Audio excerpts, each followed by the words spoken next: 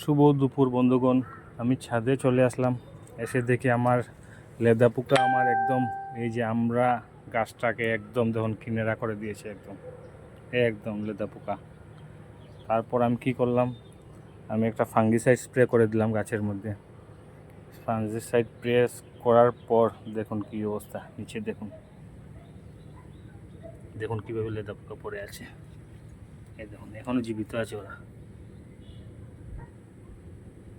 পুরো আমার একদম আমরা গাছটাকে একদম নেড়া করে দিয়েছে। একদম কি সুন্দর ছিল আমরা গাছটা, দেখুন কীভাবে আমরা ধরেছিল।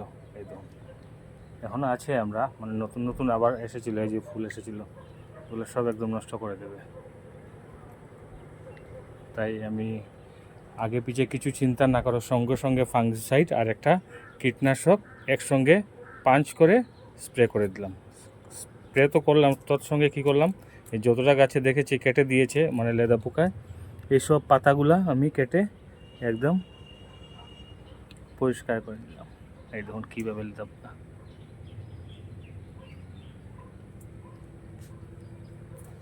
ধন্যবাদ।